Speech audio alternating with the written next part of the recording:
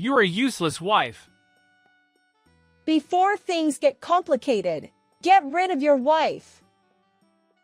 As soon as I became bedridden, Eric and my mother-in-law's attitudes changed drastically. Fearing their assets would be taken away, the two who had left the house returned without any remorse and started causing a ruckus. When I confronted them with reality, my name is Monica, and I'm 30 years old. After dating Eric for 5 years, he proposed, and we got married. We lived with my in-laws, and initially, things were like this. Let's buy a house when we have children. We had that conversation when we first got married. Now, it's been 2 years, and we still live with our extended family. Unfortunately, we haven't been blessed with children. Eric, my mother-in-law, father-in-law, and brother-in-law, all under one roof. People around us were genuinely concerned. My parents lived far away, reachable only by plane, and they couldn't physically help me. But Eric was kind to me, and my relationship with my mother-in-law was good. I felt genuinely happy. Then, one day, I had an accident and broke my bones. I couldn't move on my own, so I ended up in the hospital. Initially, Eric and my mother-in-law visited me every day, expressing concern. But now, it's down to once a week. Still, I appreciated their visits. However, the day after the doctor warned me about potential lasting effects. Oh. You can't do any chores, but the medical bills keep piling up. You're a useless wife. If there are lingering effects, having children would be even more impossible. Yeah, maybe. Honestly, I'm relieved we don't have kids now. More importantly, if she's bedridden forever, am I supposed to do all the housework and caregiving? I won't stand for that. Why did you even marry her? To make her do housework and caregiving, of course. If she hadn't had the accident, she'd continue as our housekeeper. She disappointed me. Before things get complicated, just get rid of that woman somewhere. I get it. I'll get a divorce quickly. And there they were, having a conversation in my hospital room, thinking I was asleep.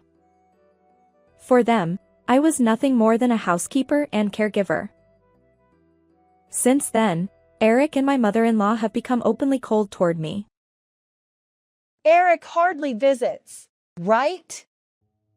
He's probably looking for a new woman. If only you had children, he wouldn't leave.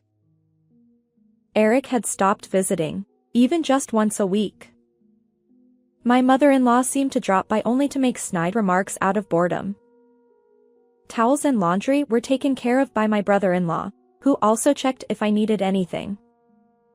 He went above and beyond to assist me. Almost every day, he visited me during my long hospital stay, even taking me out to the outdoor area in a wheelchair for fresh air. There were times during rehabilitation when I felt exhausted and wanted to give up, but I credit my brother-in-law for getting me through it. So far, my condition hasn't worsened, and rehabilitation has been going well, but the lingering effects remain uncertain. When I shared this with Eric and my mother-in-law. What?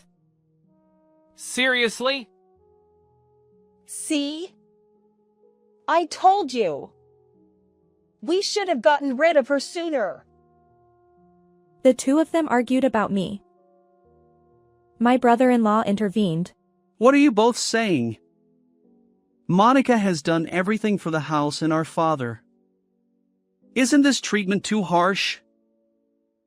The truth is, for the entire 5 years I've been with Eric, I've been caring for my father-in-law. When Eric and I first started dating, since you're getting married anyway, why not live together? Exactly. Cohabitation saves money, and we can save up during that time. Let's get married once things settle down. When I hesitated, It's fine. We have plenty of rooms, and we won't intrude on your privacy. No need for rent either. What do you think? Do you want to marry Eric? given that kind of question, what else could I say but yes? Eric then made a request. In return, Monica, while you work from home, please keep an eye on Dad, who needs care during the 4 to 5 hours when Mom isn't around. My younger brother is also here, so the two of you can cooperate and manage. My brother-in-law also worked from home. So, together, we took care of my father-in-law and managed household tasks. My father-in-law and brother-in-law had a great relationship. My father-in-law had a hobby of collecting furniture, and he even had a separate house just for that purpose. My brother-in-law and I enjoyed listening to stories about his hobby. My father-in-law adored my brother-in-law, who cared for him. Later, my father-in-law's health declined, and after 5 years of caregiving, he passed away. Afterward, Eric proposed. Thank you for taking care of Dad all this time. Let's continue together. Will you marry me? Despite all my efforts in housework and caregiving, now that I can't move, Eric and my mother-in-law treat me as if I'm useless. I couldn't help but feel angry. If you're going to divorce me, at least settle things properly. Fine. I don't want to deal with any trouble. I'll give you this house, and let's divorce without any property division. I wondered if he would really do that, but my father-in-law had left an inheritance, and it was divided among my mother-in-law, Eric, and Guy. The amount of the inheritance was about $300,000 per person.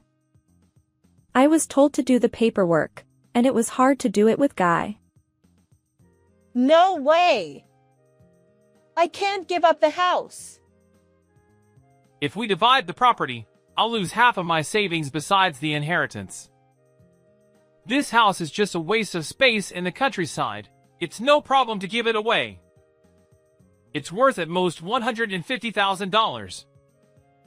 I'll have to pay a lot of fees when I sell it, so it's cheaper than losing $800,000 of my savings. Is that so? Well, if Eric says so, I can't help it. But what if we get sued later? And what if the neighbors gossip about us if we leave Monica behind? They argued about what to do with me. Then I'll take her.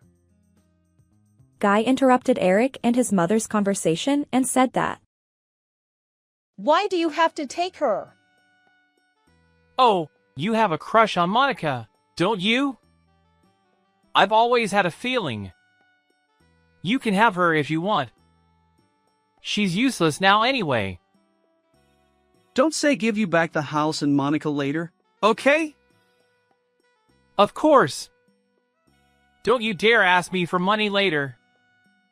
And besides, she's a defective product. No returns. Eric and Guy signed a document and had a lawyer officially change the name of the land. I'll give you money from my savings, so you can marry a younger and healthier beauty than Monica, and build a better house than this one. Yeah, sounds good. I signed the divorce papers, so you just have to file them. They said they would stay at a hotel for a while and left the hospital room. Guy and I just watched them go in silence. For now, I had to file the divorce papers. I had Guy submit the signed divorce papers for me, and a few days later, Eric and I became complete strangers. Eric and my former mother-in-law packed their bags and left the house a week later. It was strange that Guy, who was Eric's brother, kept coming to see me. You don't have to come to see me anymore. We're strangers now that I divorced Eric. You don't have to worry about me now that I'm not your sister-in-law. When I told him that, No, I'm doing this because I want to. And besides, it's not true that I got along with you because you were my brother's wife. We did the caregiving and the housework together. We talked more than my brother in these 7 years. Aren't we friends? Guy said with a kind smile. I could only say thank you and express my gratitude. A month later, I was discharged from the hospital. I had to go to the hospital for rehabilitation, but I felt relieved to be back home. I wonder if those two will never come back. I'm worried they'll come back and make me work for them. If they come back, I'll chase them away. I can't forgive them for treating Monica so badly. And besides, they have no right to come back to this house. I couldn't move as usual, so Guy did most of the housework. Fortunately, I was able to return to work as a freelancer, and I think I was able to help financially. Thanks to the twice-weekly rehabilitation, I didn't suffer any after effects, and I recovered smoothly. A year later, I was able to live as usual, and I did the housework with Guy. We matched our days off and went on trips, and we got along better than ever. I hoped that these peaceful days would continue, but then something happened suddenly. At night, while Guy and I were eating dinner, there was a loud knocking on the door and the intercom rang repeatedly. Surprised, I answered the intercom and saw a person on the monitor. It was Eric. Hey! Open up! Thinking it would bother the neighbors, I opened the front door, and Eric barged in without any hesitation. What do you want? Huh? I just came back home. Why do I have to be treated like this? This is not your home anymore. Tell us what you came for and leave quickly. What are you talking about? I'm going to live here again from today. Aw, I'm hungry. Hey, Monica, give me some food. Eric ordered me. Hey! Cut it out. What are you here for? Well, actually, I spent all my money, and I have almost nothing left. Mom will be here soon, so leave the door unlocked. When I kept silent, Huh? You healed your injury, huh? Well, good for you. Then let's get back together. You must have been miserable without me, right? Eric, who still misunderstood that I liked him, acted familiarly with me. I felt nauseous at his audacity. Stop it. I divorced you. I don't care about you at all. Don't get cocky.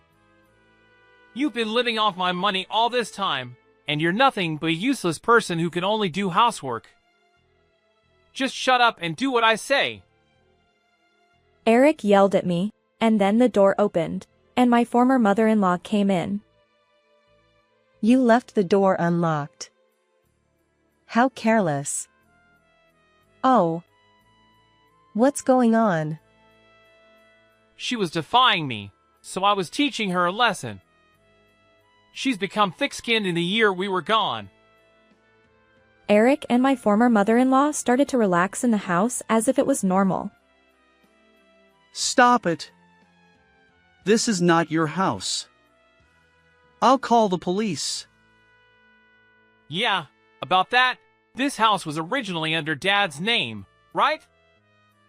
That means Mom is also an heir, so the contract with me is invalid, right?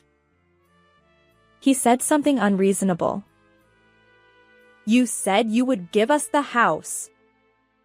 If you invalidate the contract, the property division is also invalid. Pay me half of your savings, $400,000. Fine, but I don't have any.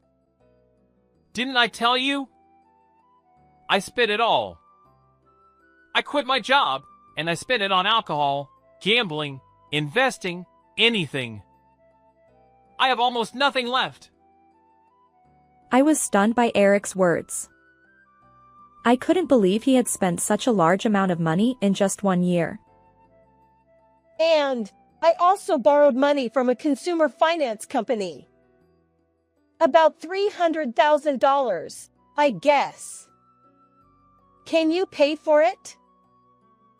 At first, I thought Eric was lying, but this confirmed it was true. I can't lend you that much money.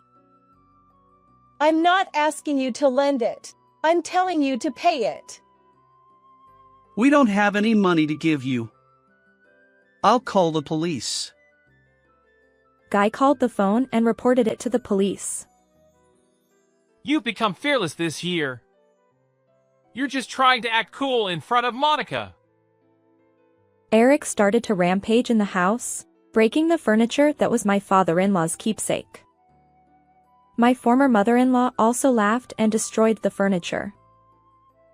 How could you do such a terrible thing? That was the closet that your father cherished. Shut up. Eric and my former mother-in-law wouldn't stop. About 10 minutes later, we explained the situation to the police who arrived. This is awful. Let's talk at the police station. Huh? What's wrong with breaking things in my own house? That's right. We're just throwing away things we don't need. What's wrong with that? When the police were unsure what to do, Guy spoke up. This house was never theirs to begin with. This house belongs to Monica. Huh? What are you talking about? It's true, actually. I received a will from your father through a lawyer.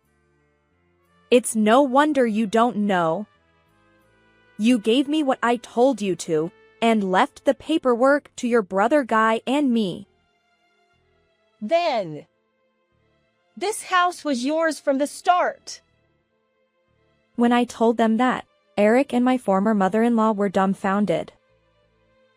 So that means these are not your belongings, right? Wait! But I'm her ex-husband, you know. We're like family, so you'll forgive me, right? Don't make me laugh. We're strangers as soon as you're an ex-husband. I know you were in touch with another woman before our divorce was finalized, and you treated me like a maid instead of a family member. No, that's not true. That was, you know, just going along with what Mom said. She ordered me to do this. Eric! What are you saying? You failed the business you started. Things didn't work out with the young girl. You went around drinking and gambling, and you got into debt. That's not my fault. According to my former mother-in-law, Eric was trying to marry another young woman after the divorce. At the same time, he quit his job and started his own business, but it failed in just 1 month. Eric was dumped by the woman who didn't want a jobless man with money, and he became reckless, spending money and saying he had plenty of it. He said he had almost no money, but it was true, he had almost nothing. That's the result of your own actions. Everything that happened was Eric's fault. So please forgive me at least. They had looked down on me all this time, but now they blamed each other and begged me for forgiveness. It was ridiculous. No, I won't forgive either of you, and this is not something from the past, right? You were ordering me around until a while ago. It's illegal to stay here when I told you to leave, and the furniture your father collected is mine, so please pay me back. That's... Fine. I'll pay for it. Just spare me from the police. You don't want me to go to jail, do you? No, I don't care at all. And, actually, we're married. I was married to Guy. What? You switched to another man in less than a year? And my brother, no less. What are you talking about? You switched before the divorce, didn't you? I wouldn't give you Monica back even when you asked you to. Stop clinging to the past. Eric was speechless. I don't care anymore. I'll pay for anything, whether it's compensation or whatever. How much? Well, roughly $100,000, I guess. What? Huh? The furniture that my father-in-law collected was made by famous designers, and they were all high-quality items. Eric and my former mother-in-law didn't know anything about that, and they thought they were just junk. You have to pay for what you broke, right? I don't know if you can get the same ones, but please pay me properly. Eric and my former mother-in-law lamented that they couldn't afford to pay for them. For now, the two of them were taken away by the police for trespassing and property damage. Of course, I didn't forgive them, and I sued them. Later, Eric and my former mother-in-law tried to get help from Guy, but I'm ashamed to even share blood with you. he rejected them. Eric and my former mother-in-law have it coming. And then, there was something I had kept hidden. It was that my father-in-law told me to have sold the house and to do whatever I wanted with the money, and Eric had said the house was worth $150,000, but it was actually worth about $600,000. It was a good location, so it might sell for more, but for now, Guy and I decided to stay in the house that my father-in-law left us, and we didn't plan to sell it. We were going to sell this land and build a new house someday. We were also worried about having children, so we went to the gynecologist for a checkup after we got married, and there was no problem with us. Now that the troublemakers are gone, Guy and I are living happily together. How did you like this story? Please subscribe to our channel. See you in the next video.